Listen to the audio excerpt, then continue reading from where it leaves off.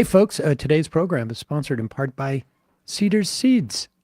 Yes, Cedar's Seeds. It's that time of year, folks. Time for you to get a plantin'. You can head over to Cedar's Seeds, one word, .com. You got to be at least 21 years of age to enter. And you can buy some seeds. We've got all sorts of different varieties. Shofar is our new one. Casual Friday. Very nice. We also have TG2 Maestro. We're going to have some pictures up in shortly, so you can check out some of the your fellow growers' grows. But it's super easy to grow your own plants. You just drop the seed in, you put a little soil, and you take care of it. And then there's a lot of other stuff you got to do. That's how I ended up, growing creating seeds. These seeds. Exactly. Yeah. I didn't realize you need to take the male and female plants away from each other, or everything turns into seeds. But I mean, my failure is your success. cedarseeds.com. And with the coupon code majority, you get 15% off. Now is the time to buy your seeds. You want to put them into your little planters in the next 3 to 4 weeks. If you're in zone 5, for instance, like where we are, but around the country, you could do it if it's warmer there.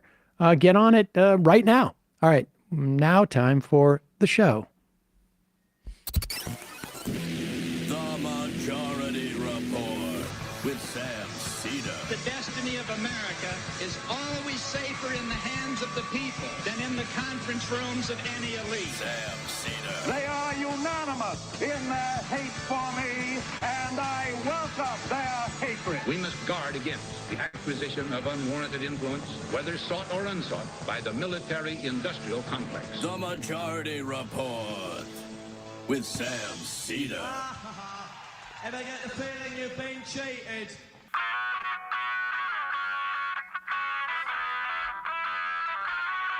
It is Wednesday, March 6th, 2024. My name is Sam Seder. This is the 5-time award-winning Majority Report. We are broadcasting live steps from the industrially ravaged Gowanus Canal in the heartland of America, downtown Brooklyn, USA. On the program today, Dave Weigel, writer at Semafor, author of the Americana newsletter, on the Super Tuesday results, and looking forward to what other somewhat Super Tuesdays we'll have, or fun Tuesday. Joe Mizrahi, Secretary Treasurer of the United Food and Commercial Workers, UFCW, Local 3000, the biggest union in Washington State, which came out last week, I think it was, with an endorsement for Uncommitted in the Washington State primary that's happening 1 week from yesterday. Also on the program today, Trump and Biden rack up Super Tuesday delegates. Nikki Haley takes Vermont and then takes a powder. She decides to leave the race. Takes a walk off the plank. There you are. Eh. And surprise, Mitch McConnell endorses Donald Trump. We'll talk about how ridiculous it is that's even being reported. Adam Schiff, likely to be the next senator from California, as both Lee and Porter not only failed to make the top 2 because of Steve Garvey and Adam Schiff's elevation of him, but they also will now no longer be in the House as of the next election because they had to step down because of California law. Meanwhile, speaking of California, AIPAC loses big in a California primary in Orange County. And a lunatic could be the next governor of North Carolina. Uncommitted wins a big win in Minnesota. All that we will cover. And the best part of Super Tuesday, Kristen Sinema announces she will not seek re-election. So that's a big win. And you'll not have to get her name wrong ever again, because she's irrelevant. Kristen, whatever. It's Thune versus Cornyn for Senate Majority Leader as Barroso opts for whip. We may see a vote on the House on the spending package to avert the first tranche of government shutdown. supposedly happening in a couple days. That vote may come today. Leaked diplomatic U.S. cable says that an Israeli offensive on Rafah could result in a catastrophic humanitarian consequences. SpaceX's attack on the National Labor Relations Board starts in earnest today as Trump meets with Elon Musk for money. And Menendez adds an obstruction charge to his bribery charge to fill out his complement of criminal charges. All this and more on today's Majority Report. Welcome, ladies and gentlemen. Thanks for joining us. It is Hump Day. the day that made Emma Vigeland renowned. Rich beyond my So wildest rich. dreams. Yes. So rich. Yes. Rich in memories. Golden Oyster Cult says Kristen Cinema is no match for Lynn, Liz, Lon Chaney. Which one is it? I literally have Kristen Cinema written on my thing. Yeah. But it's Kirsten with a Y, I think. Kirsten. Which one is it? Is it Lynn, Liz, or Lon for Cheney? Not the mother, the congresswoman. It's Liz. It's Liz. Yeah. Good job. All right. I did not say that with a tremendous amount of confidence, but I did say it. You get to live now, so good job. So there it is. Again, some of the most disappointing news came out of California last night, where Steve Garvey handily became the second vote getter in the jungle primary. It's unfortunate because there was a vote split between Porter and Lee. Now, it's quite possible that even if the Schiff had not sort of elevated Garvey, that maybe he would have come in second anyways. I mean, there was simply a vote split because you have multiple Democrats who are running and that are viable, and really there is no viability for the Republicans there. And so a guy who was, the former Dodgers first baseman, right? Was that what he played back in the day? Maybe he was a third baseman when he started. I can't remember. Yeah, he was first baseman. But nevertheless, Adam Schiff, I don't know that he'll be worse than Dianne Feinstein. So in that respect, okay, it would have been nice to have a really progressive senator from California, but that is where we're at. We'll talk a little more about Dave Weigel with that, but perhaps what was sort of like most impressive was the relentlessness of if not now activists confronting Adam Schiff on his support for the massacre that's happening in Gaza. This is really important. The more pressure that they see in the White House on other Democrats in other places, the more they will feel it, et cetera, et cetera. And this, they dogged Adam Schiff yesterday, and good for them. Takes a lot of guts to do stuff like this. You're staying and sending your tax dollars to kill children in Gaza. How many more your tax dollars are sending our tax dollars to Gaza? Free Palestine! Free Palestine! He's killing children with our tax dollars! Take my money! That was earlier on, yeah, right? What happened? Why did that? Can you let it play out a little more?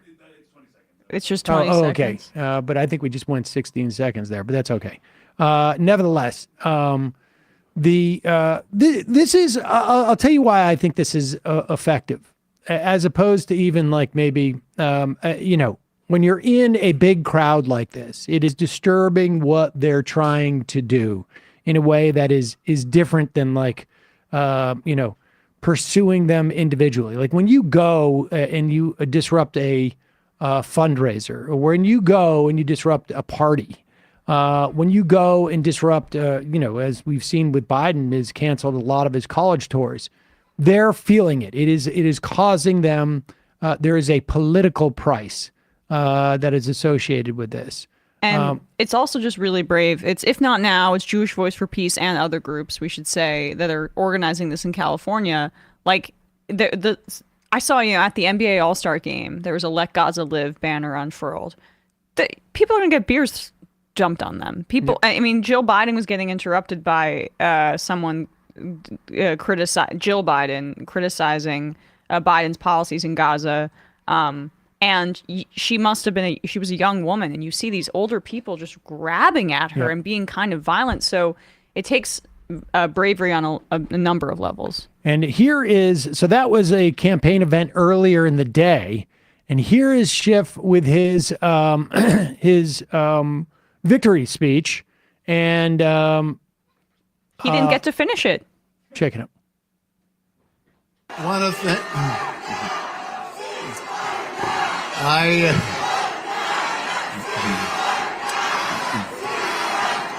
I want to thank you all.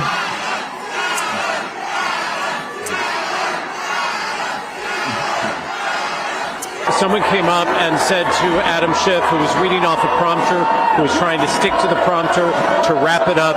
He went and finished it up. These were people who came in, about 5 or 6 to start with, and said, ceasefire now, ceasefire now. Security ushered them out, and then another couple popped up, let Gaza live, let Gaza live, and then some more came in the middle. Security could not get them out, that they were scattered through the room here at the Avalon Theater and the nightclub. Go down there and pull down in the crowd for me, please. And you see that, there's just a lot of arguing, a lot of disagreement. Again, they were chanting, free Gaza now, let Gaza live, ceasefire now, let Gaza live, and the protesters remain here in the center of this floor. So what was supposed to be a victory celebration and a scripted speech that Adam Schiff was reading off prompter, one no doubt he had carefully crafted a long time ago, was cut dramatically short, and he was now taken off the stage. Woo. Great stuff. Also, this has been a hallmark of these demonstrations too, how they stagger their disruptions.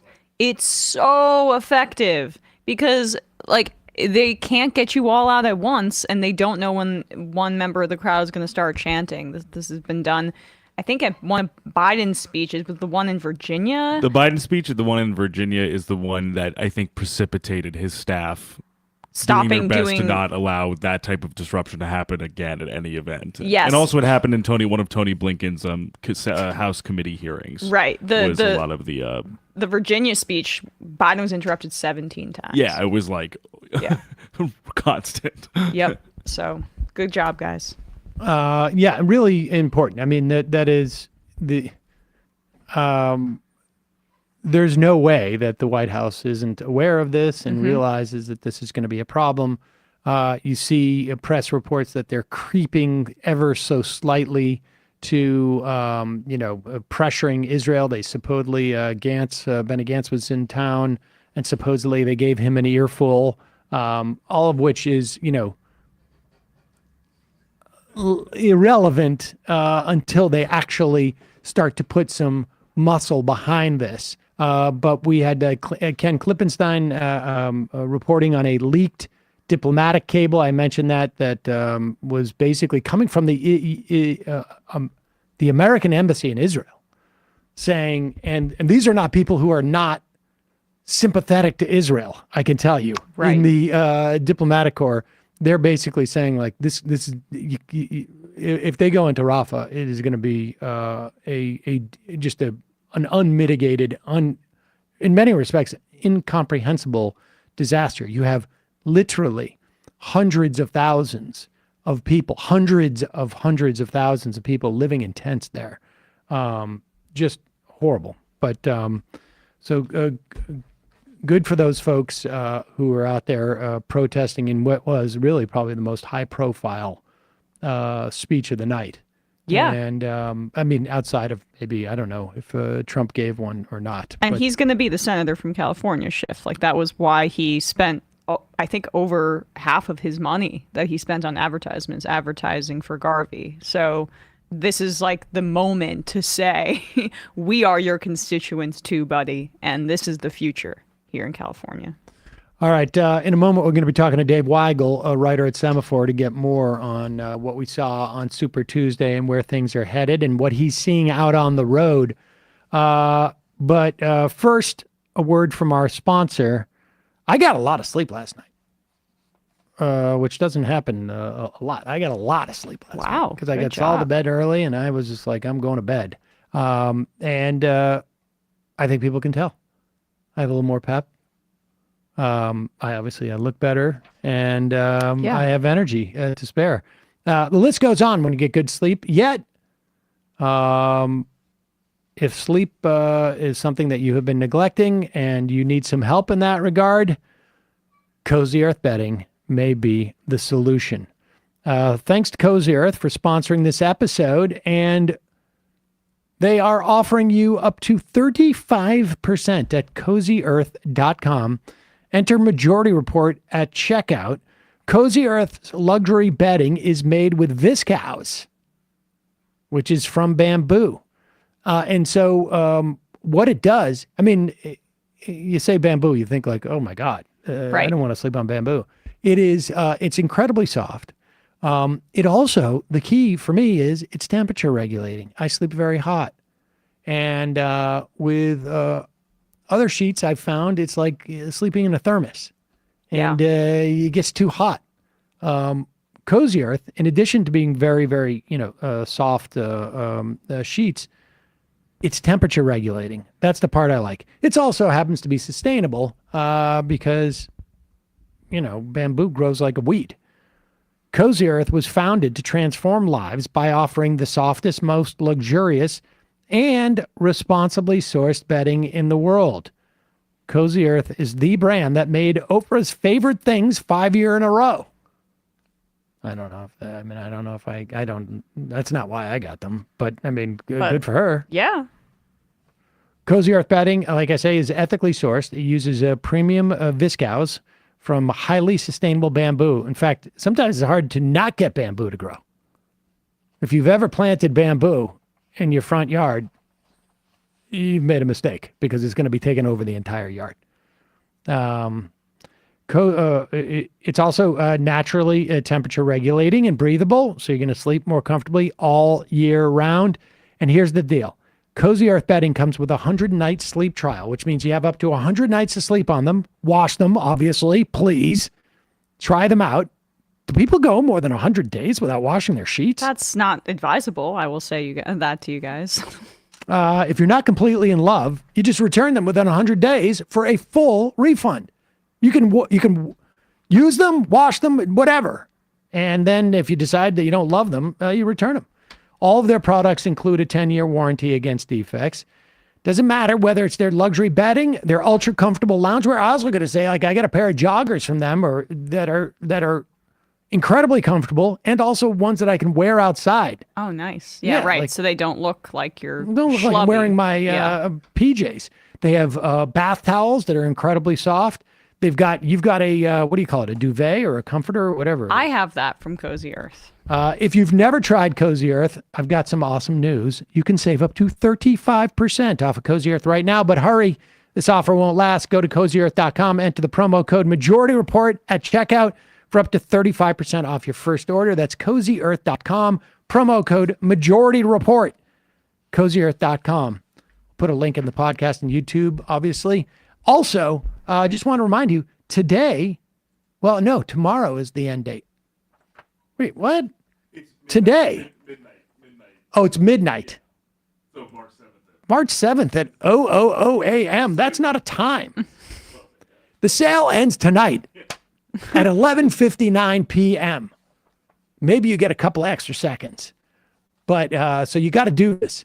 The new Sunset Lake Sebade.com Delta 9 gummies. They contain 5 milligrams of hemp-derived THC and 50 milligrams of Sebade, gentle 10-to-1 blend that you're sure to love.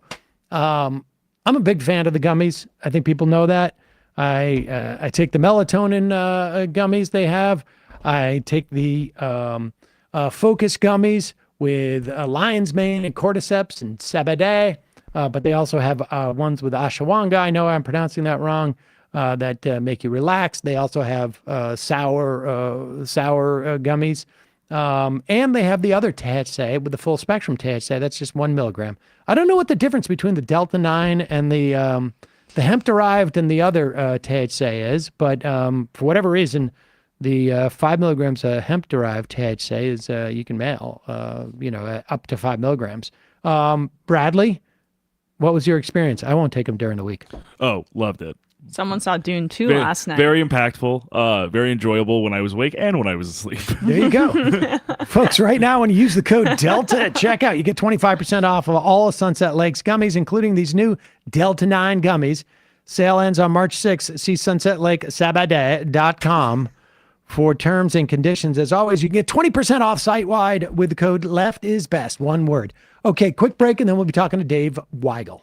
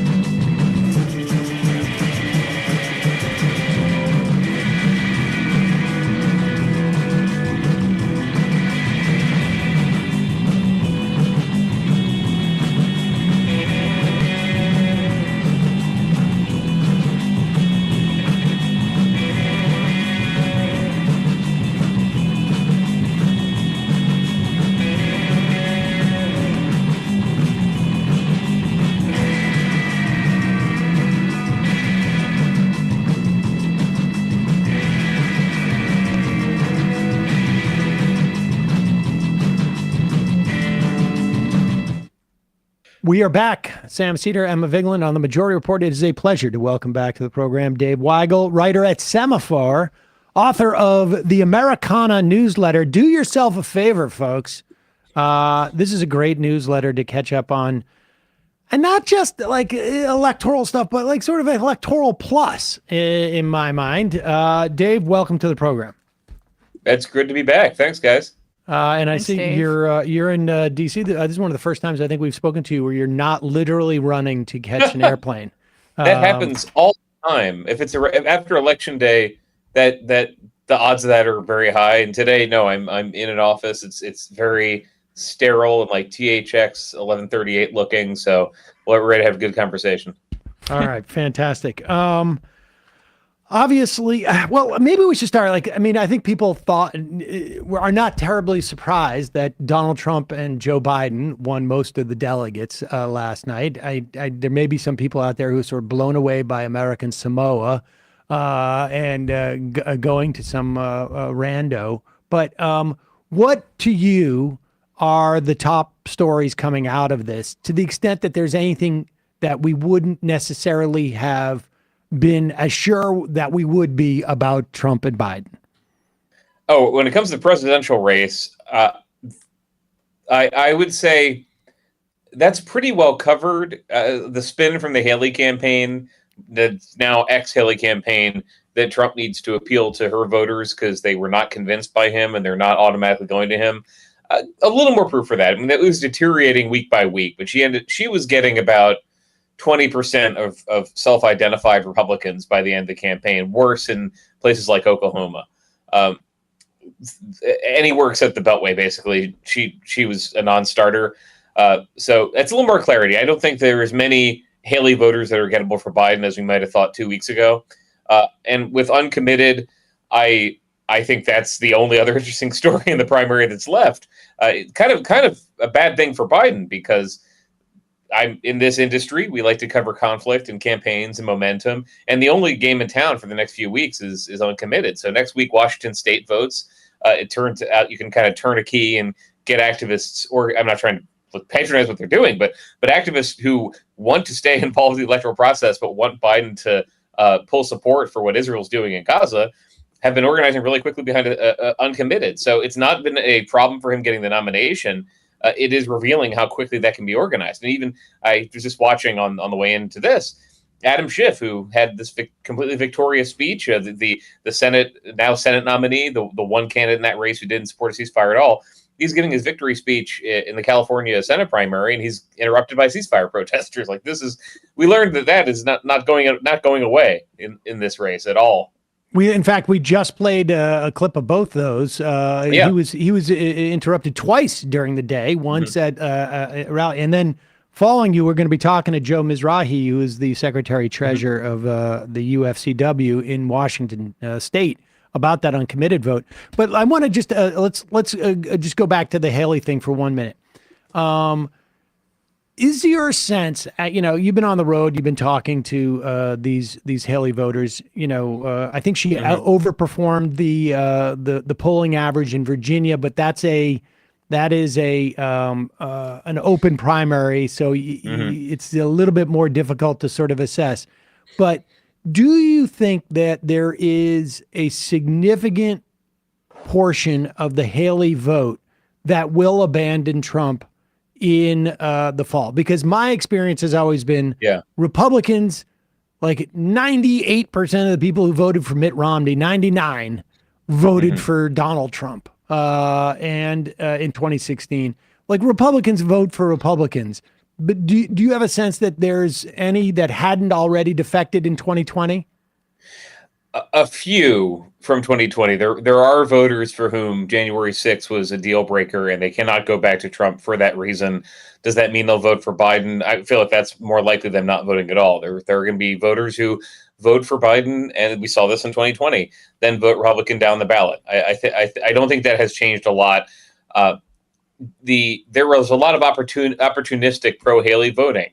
A lot of independents and Democrats who were never going to vote for her, even if she was the nominee, and I met some, never going to vote for her, definitely never going to vote for Trump. They were always going to vote for Biden.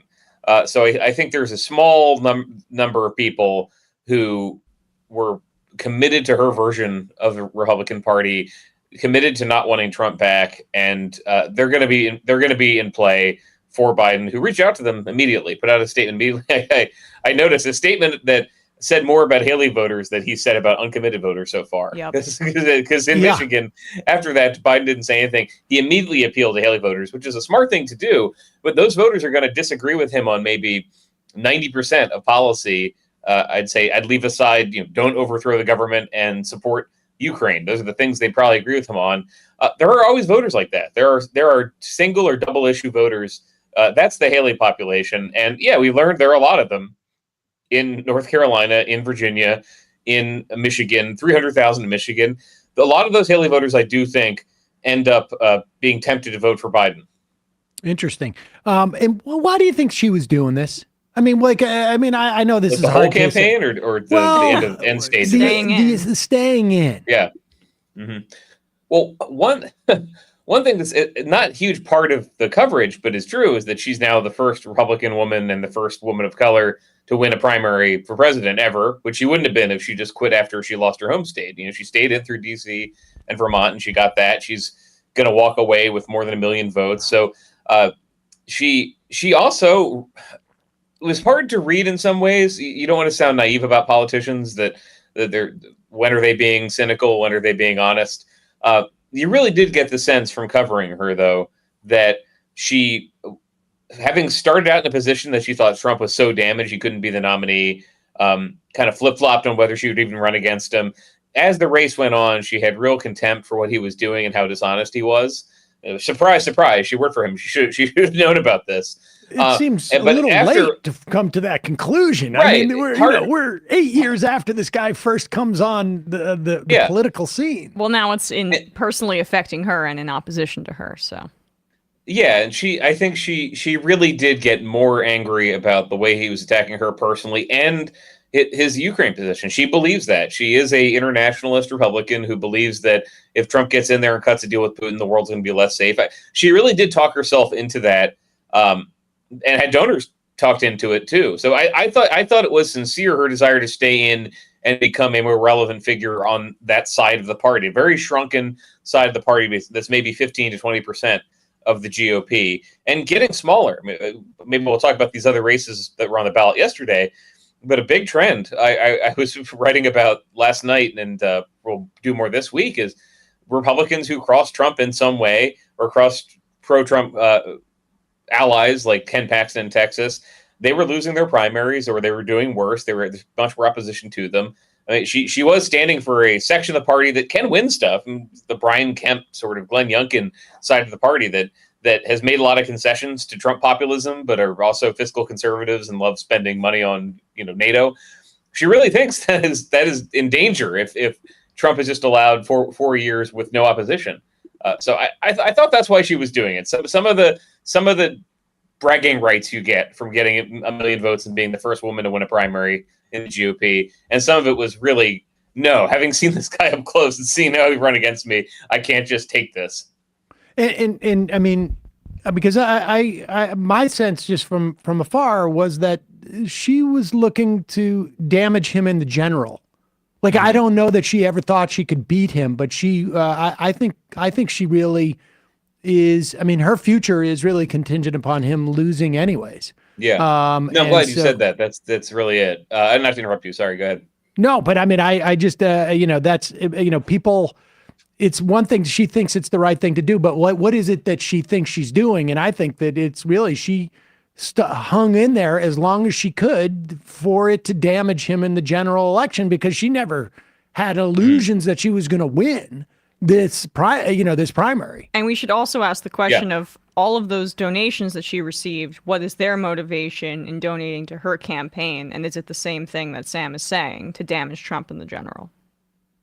Well, some of them really do see her as a potential president in 2028, or a figure in the Republican Party who's going to help keep their faction alive for however long they can. And I was interrupting because I was glad you said that. The world where she's relevant is one where Trump blows the election and he's gone 1 for 3. At that point, does the party, I'm asking this in an open-ended way, does the party say, well, that doesn't work anymore? We need to actually make some concessions to this side of the GOP that we all call neocons and shills and rhinos. We need some of them back. I'm not convinced that would happen. That's the only world should be relevant.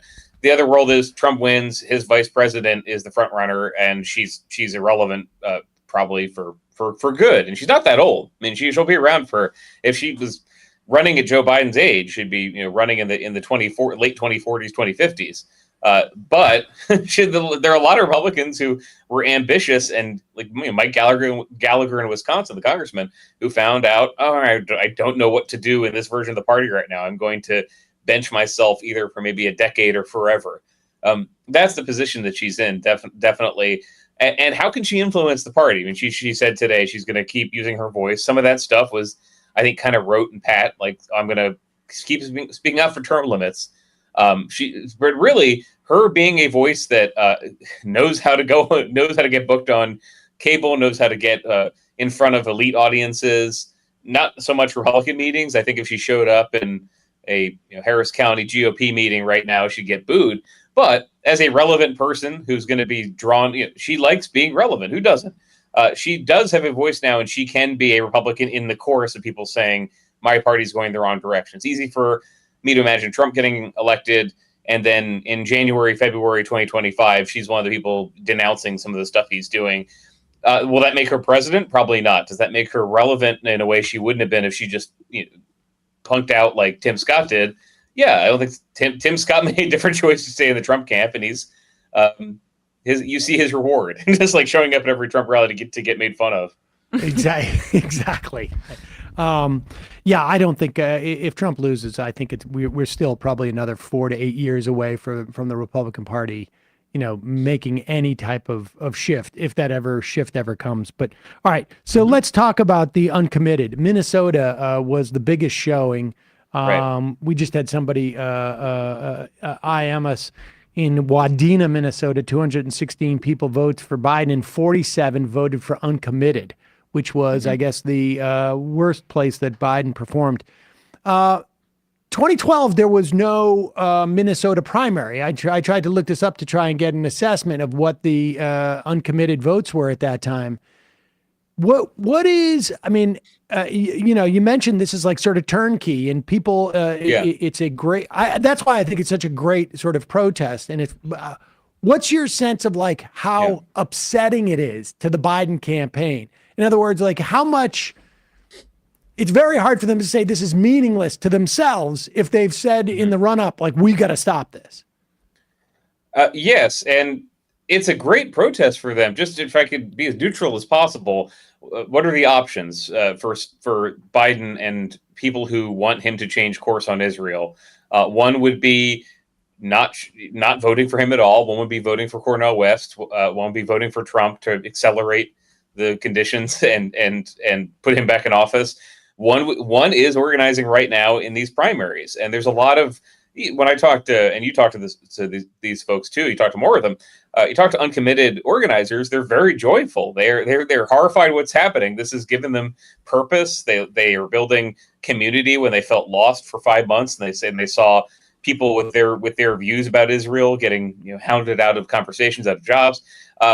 It is keeping I think the Slate pitch that I still have in me from experience at Slate is it's actually keeping the Democratic coalition together in a strange way that I don't think it would be if these voters were all saying, screw it, I'm going to vote for Jill Stein. I mean, I talked to Jill Stein a couple weeks ago. She is campaigning for those voters, saying, yes, this is another reason to bail on Biden, and they're choosing not to do so. They're choosing to build some power ahead of the convention in Chicago. And just tell the stories. A big part of this is the public-facing media part of it. It's just saying, hey, instead of a story that says, oh, and by the way, Joe Biden got 85% of the vote in this primary, la-di-da, the story of these primaries on the ground has been meet the people who are organizing for a ceasefire, listen to the reasons why they're doing it, and maybe include a poll which says most Democratic voters, supermajority of them, want him to change course on this. So yeah, they're getting.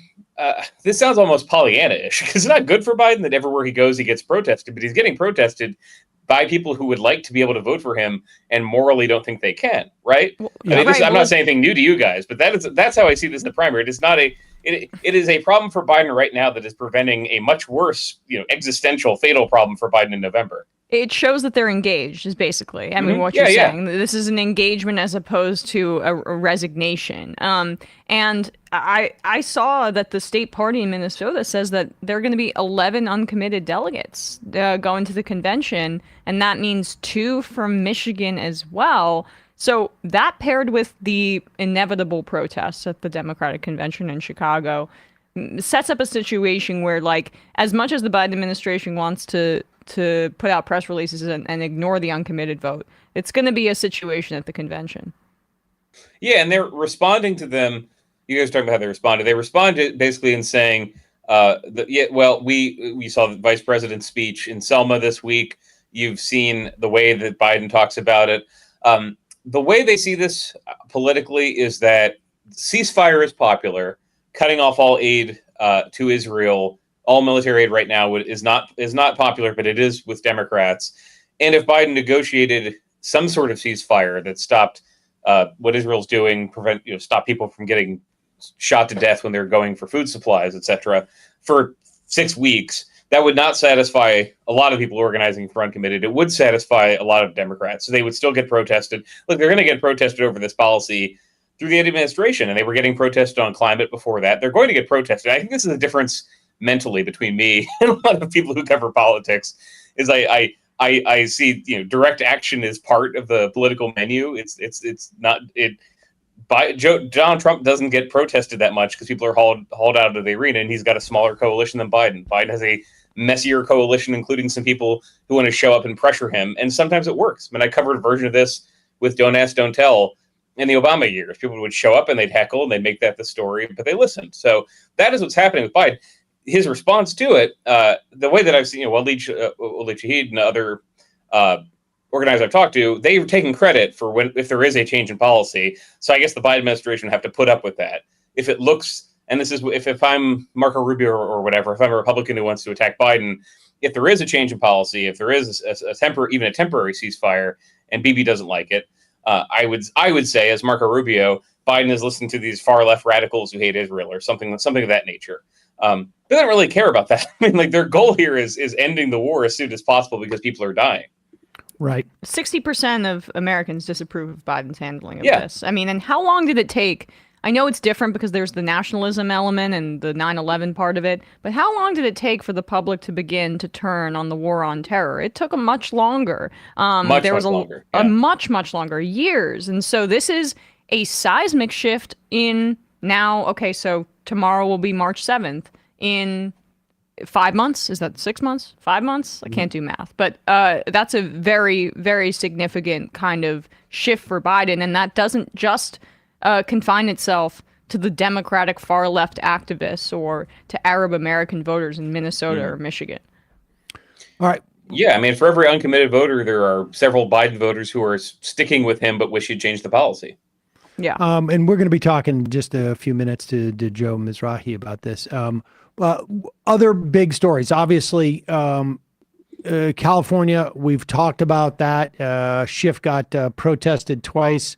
It's a big loss to both lose Porter and Lee in the House and to not have them in the primary because they need to step down because of California law. But in that Orange County district, running to replace Katie Porter, talk about this AIPAC dynamic, because AIPAC is going to be the big story in a lot of these primaries. They dumped something like $4 or $5 million into that race. You wrote a piece about it. Probably end up being $5 million, yeah. Wondering why. I think they do stuff to set an example in many respects. And I suspect they chose this one because even though Andy Min didn't necessarily show that he was, Ilhan Omar or Rashida Tlaib about this, they want to set an example. We'll come after you if we even get a whiff that you could potentially be, in some way, a dissenting view on Israel. But he still won. He still won. It hasn't been called yet. Dave Min, as votes sorry, come I said in. Andy. Yeah, apologies. I know who you're talking about. Yeah, but I was in the district a week ago, really, with Min and with Joanna Weiss, Min said to me, I'm not entirely sure why they did this. I asked him, what would you say to AIPAC? I said, my first question, why'd you do this? The backstory, as I know it, is that yes, Min did not call for a ceasefire. No one did. Min's position on the war is basically identical to the Biden position of 2 weeks ago. So I would say he might be even talking less about the need for a ceasefire than Biden is right now.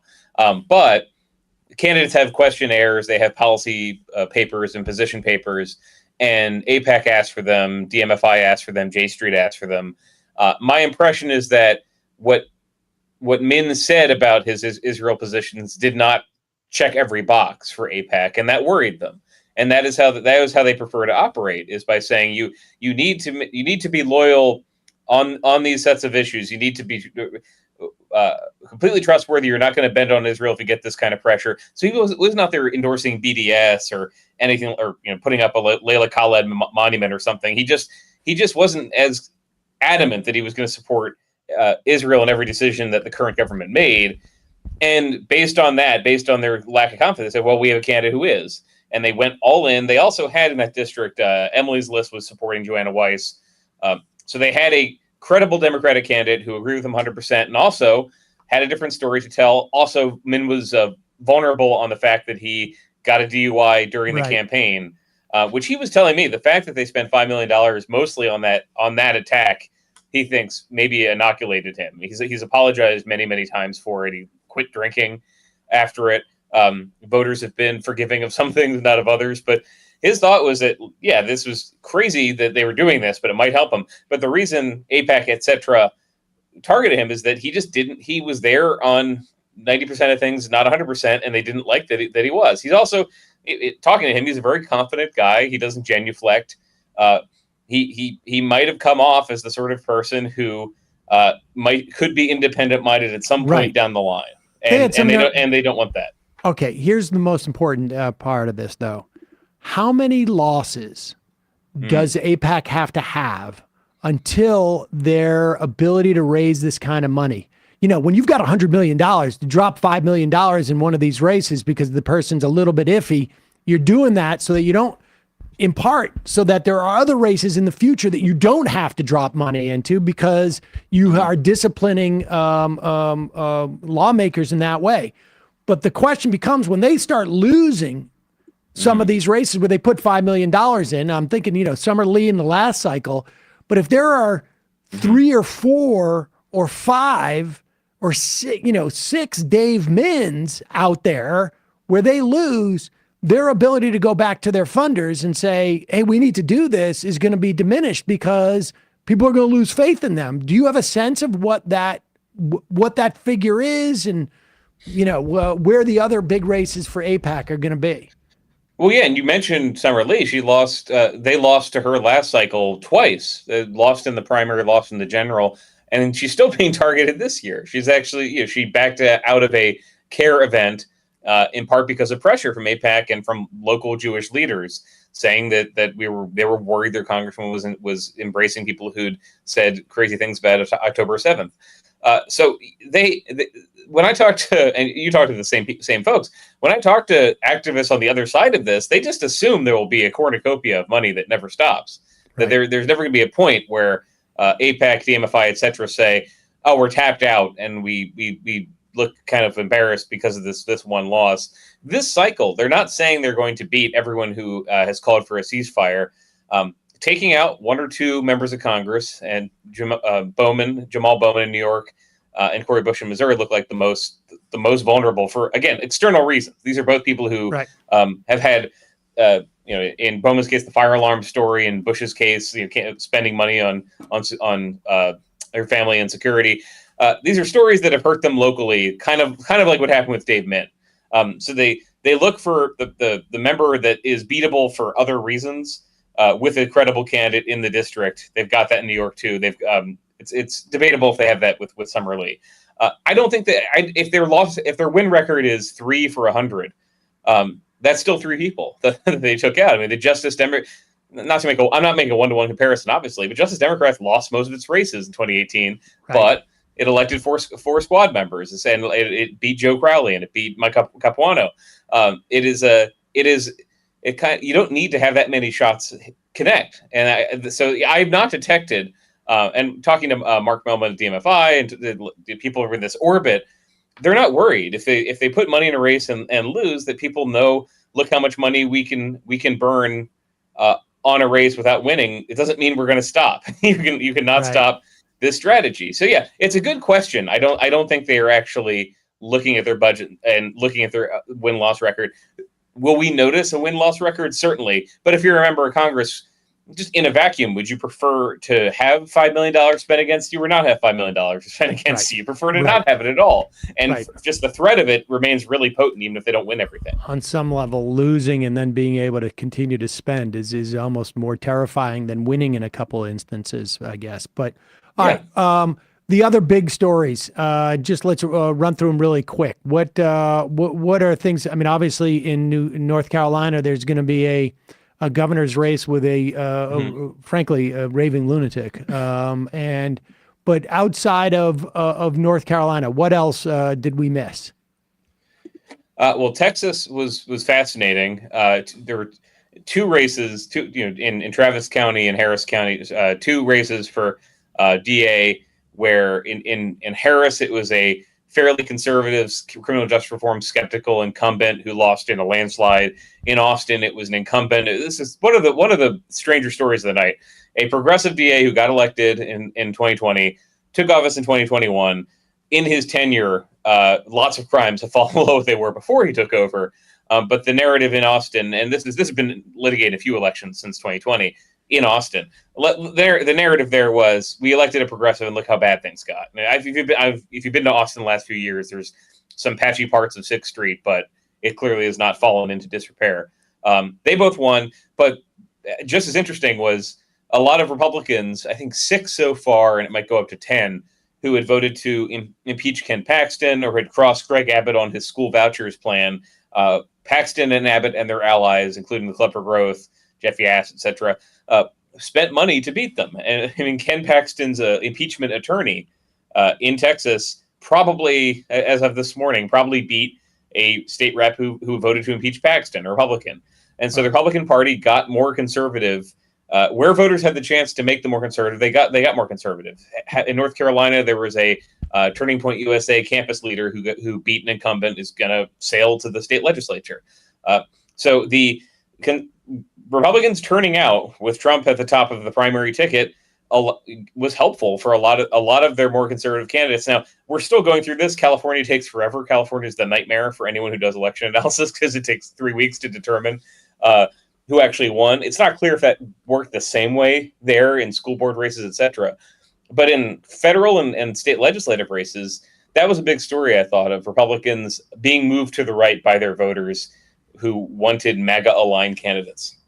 That's going to, we're probably going to be revisiting that story in the general when these people have to come in, even in Texas or California, or certainly California, but and maybe even in North Carolina, I would imagine, and other states like that. I mean, if that's happening, if they're fielding candidates who are that much more Trumpy, it could mean pickups, I guess, for Democrats in those areas, theoretically, right? But I guess we'll see. Some Democrats I was talking to today were optimistic. I mean, Texas Democrats have had bad and good luck, but they're doing a little bit worse in the Rio Grande Valley. They're doing much better in the suburbs, and they have been gaining ground. Like if the speaker, the big race there, Speaker of the House of Texas, who again had crossed Paxton, had crossed Abbott.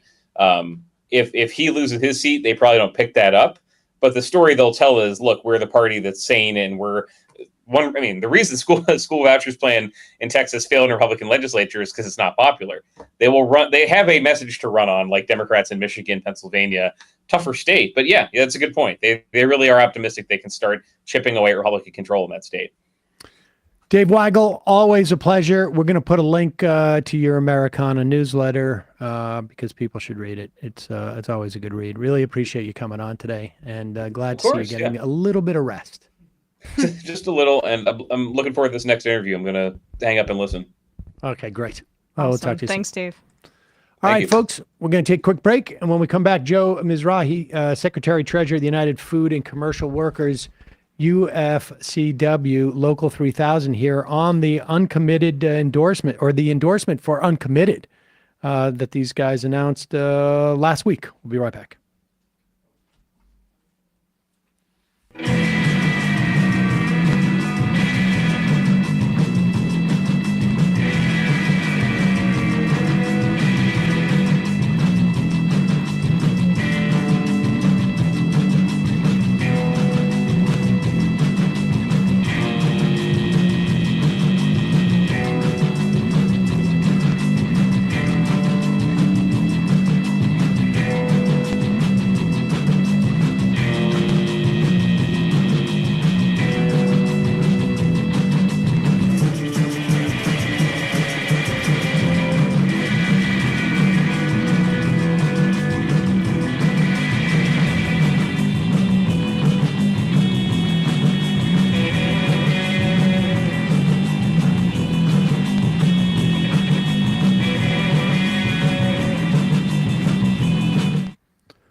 We are back. Sam Seder, Emma Vigland on the Majority Report. Joining us now, the Secretary-Treasurer of the United Food and Commercial Workers, UFCW, Local 3000 in Washington State, Joe Mizrahi. Joe, welcome to the program. Yeah, thanks for having me.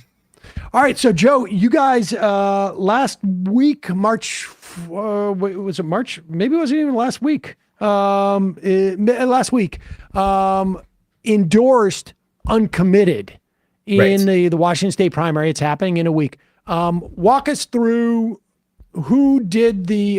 But before we get there, why don't you tell us just a little bit about the UFCW Local 3000? It's the biggest union in the state.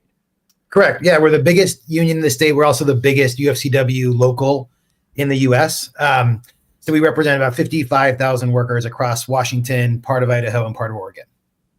And how did you guys decide, like, what was the process in which you made this endorsement? Yeah, I mean, I think if I could take a step back, we were one of the first local unions in the country to endorse a ceasefire and push for that. And then, brought a lot of other labor folks along with that call. And then, over the last months since then, we've seen obviously a disappointing response from the Biden administration on that issue. Simultaneously, but not totally disconnected, we've seen some alarming poll numbers, and we've been worried about Biden's viability in the general election. So we pulled our board together, which is 48 rank and file workers, work in the grocery industry, healthcare industry, and just kind of kicked off this conversation with our board about what we should do in the Washington primary. And I was surprised. It was a unanimous recommendation. It was also not, it was a challenging conversation, but not as challenging as you would think. People got there pretty quickly on why this was an important priority. All right. So if I hear you correctly, there's two elements to this. One is to help Biden's viability. I want to get to that in a second, but let's take the first. Why is the union calling for a ceasefire? Let's talk about that part about it. Like, where is it in unionism that, you guys are supposed to just negotiate with the local hotel or whatever it is? Why you make an endorsement? Yeah, I mean, I think it's totally core to unionism. The whole idea of a union is moving beyond the individualistic, moving towards collective power. And I think that, we can't only care about workers within our jurisdiction, within our borders. We have to care about workers worldwide. And we also have members who are deeply impacted by this. We have Yasmin, who works at a grocery store. She's one of our board members. She's a Muslim American. She was saying when she got her primary ballot, she cried. She's always voted, but she felt like no one on the ballot actually cared about her and her community. So having this uncommitted option, she was so happy about that. All right, let's talk about the other part. I mean, because it seems to me there's got to be some measure of dilemma. We follow a lot of like the unionization stuff. I mean, Joe Biden, there's always more that can be done to help unions and unionization efforts. But at least in my lifetime, I don't think we've had a better National Labor Relations Board. Certainly not a better general counsel. We have an administration, Biden shows up and walks with the UAW. I mean, this is a guy who is, relatively speaking, particularly, past administrations, and certainly relative to Trump, favorable to unions. Like, walk us through the thought process in terms of like the dilemma there, but also how you guys perceive this as being helpful to Biden, ultimately long run, maybe. Yeah, I think that there's two parts to that. I mean, one is everything you're saying is totally true. Biden, we said it 1,000 times, he's the best labor president in our lifetime now. Like, that's a pretty low bar, admittedly, unfortunately. But it's all true. Now, one of the things about that, though, is that almost everything Biden's done has been through board appointments, through great actions by the NLRB, through executive orders. And we know that one of the challenging things about that is it doesn't build permanent infrastructure for workers. It's something that Trump could undo on week one in office. And we know that in part because a lot of the bad things that Trump did for labor, Biden undid in week one in office, right? So, we feel like it's part of our core responsibility to protect that great labor legacy that Biden is leaving by making sure that he or another Democrat is reelected. So that's the first part. The second part is what you were saying. We think that having a robust primary debate, having these conversations now in the primary, will ultimately make Joe Biden a better general election candidate should he get the nomination. We saw, tens of thousands of voters register in Michigan to vote uncommitted. And these are voters who, on the Washington ballot, it's only the primary. It's only the presidential primary. So we're talking to voters who would not otherwise vote in the primary, and we're engaging them. We're talking about issues. Ultimately, I think a lot of those voters will vote for Joe Biden if he's the nominee, and his whole campaign will be stronger for it. Have you guys gotten any like pushback from the other Washington or other, like, from the Democratic Party? I mean, you said you were a little bit surprised on how quickly you were able to coalesce around this idea on your board. Did somebody get a phone call like, how can you guys do this? This is horrible. Is there any sense that there's any pushback to this? We were getting those phone calls immediately, like right away. Absolutely. I mean, people are very worried that by doing this, we will somehow be weakening Biden, that we need to circle the wagons, that, he's our guy and we need to be fully committed to him. I just don't buy that argument. And I also think that it's dismissive of the real concerns that workers have right now. But those calls came right away. How have Patty Murray and Maria Cantwell, the two senators representing the state of Washington, have they reacted? Have they responded? They have not responded to us, and I know that they are supporters of Biden. But I will say that they have not also reached out to us and said, "How dare you do this?" either. So they've been pretty neutral with us on it. What's happening outside of Washington State? Well, I guess before we get there, what are you guys doing? Like how much you made this endorsement? Are you doing stuff on the ground to build momentum around this? And if so, what? Yeah, there's a broader Washington Uncommitted campaign that is mostly, generating from the ceasefire community. So we are linked up with them. We're helping them. We're helping provide infrastructure for that campaign. But internally, we spend most of our time talking to our own members. When you have 50,000 members, it's a lot of voters to talk to. So we're reaching out to our membership about the uncommitted vote. And I would say that when we're talking about pushback from DC that we've gotten, we have not seen that same level of pushback from our members. Similar to our board, our members are very receptive to that message. And I think many of them will vote when they otherwise wouldn't have. I think outside of Washington State, I know that we're lucky in Washington State that we actually have uncommitted as an option on our ballot, which isn't true in every state. So some folks, like, you have to go through the process of writing it in. But I know that there are other states like Colorado where non-committed is an option, where they're pursuing similar campaigns. Are you guys, as the biggest local of the United Food and Commercial Workers in the country, are you guys? I mean, do you confer with other chapters across the country? Is there talk with the national office? Like, are you guys organizing outside of the state in any way? Yeah, we have allies with other locals across the country. We're having those conversations, and not just within the UFCW. We're talking with other like-minded local unions from internationals across the country. I would say our national organization, I don't think is at this stage on the uncommitted train, and we were a bit rogue in our decision. But each local, because it's a statewide primary, has autonomy to do that. Do you anticipate any big announcements that we think we'll be hearing in the next couple of days about that? No. And let me ask you this, just lastly, just a little bit, like, do you feel like, when you're out there saying that, a lot of these people are going to vote for Biden anyway, do you think it provides leverage? I mean, I think there's some people who are skeptical of that, despite the fact that there's a lot of people who don't want you to do it, which is a good indication that it has some hell. I mean, it's providing something, how do you navigate that question?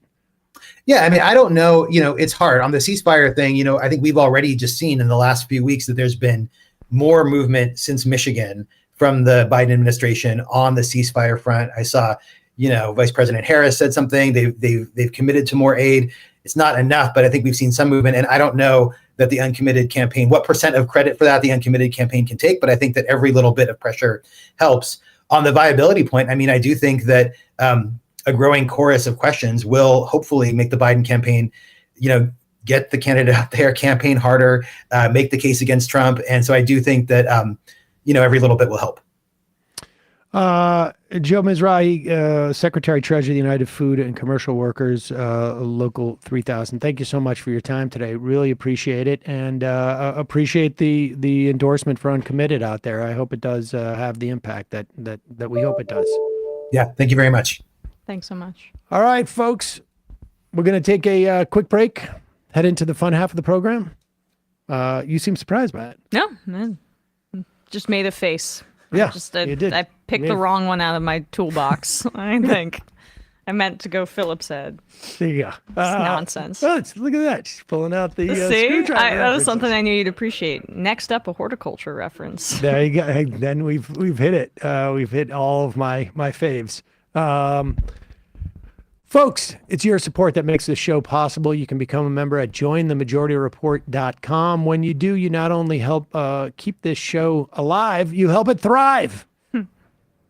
And you also get the free show, free of commercials. You get the fun half. Occasionally, you get an extra, discount. Like if I can get my crap together, I'm going to be sending out an email tonight to members with an extra 5% off of their cedarseeds.com. Occasionally, the stuff like that happens. Jointhemajorityreport.com. Jointhemajorityreport.com. Also, don't forget justcoffee.coop, fair trade coffee, tea, or chocolate. Use the coupon code majority. You will get 10% off. Emma. ESPN, we gave a little preview. Go to a single for a second. I yes. gotta run to the bathroom. Yes, no problem. No Matt here today to go help Sam, unfortunately, but he's waiting. One second. Let me just go help Sam in the bathroom. Yeah. I'll run this solo. You stick around with Don Jr. over there. ESPN, Bradley and I spoke about the pending NFL free agency, which is going to kick off on Monday, where I will be on my vacation at a warm place, but we talked a little bit about that, and NHL trade deadline being on Friday. We had some more thoughts on like Jason Kelce's retirement, Justin Fields' next destination, what the Atlanta Falcons should do at quarterback, youtube.com/ESPN show.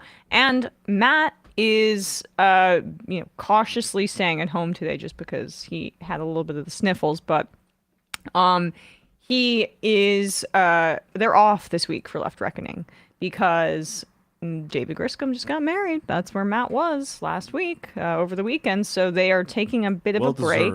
But if you want to support them or give David Griscom a congratulations, you can become a patron at patreon.com/leftreckoning.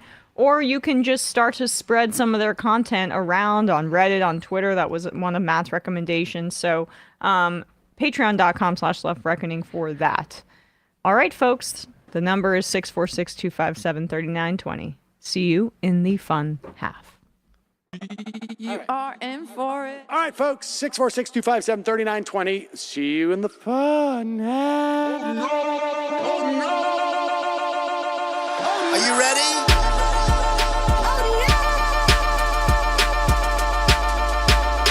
Who sent us this? Alpha males are back. Boy is back. And the alpha males are back. Just as delicious as you could imagine. The alpha males are back. Boy is back. And the alpha males are back. Just want to degrade the white man. Alpha males are back. I take all of it in my throat. Alpha males are back. Snowflake says what? The alpha males are back. You are a madman! And the alpha males are back. Oh no, Sam Seder! What a fucking nightmare! Bring back DJ Danner. Yeah, or a couple of them. Just put them in rotation. DJ Danner. Well, the problem with those is they're like 45 seconds long, so I don't know if they're enough of a break. That's fucking nonsense. See white people doing drugs, they look worse than normal white people, and all white people look disgusting. And the alpha males, psych, fuck them. Snowflake says what?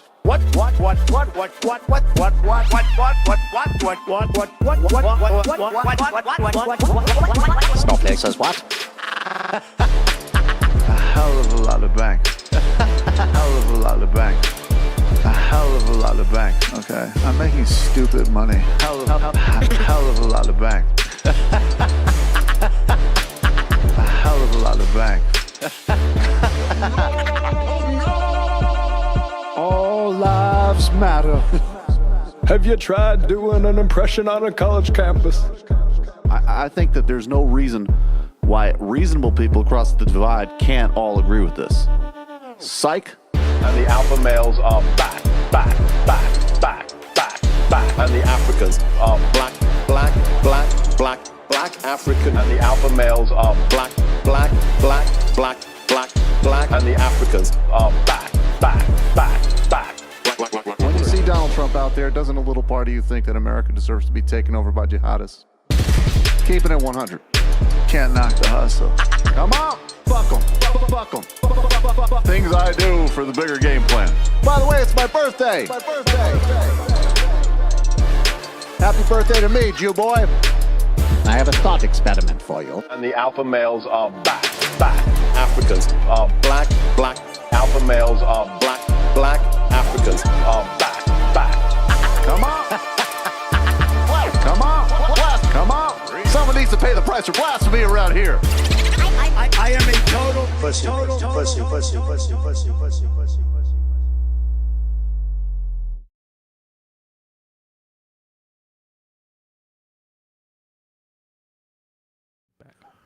We are back. Sam Seder, Emma Vigeland on the Majority Report.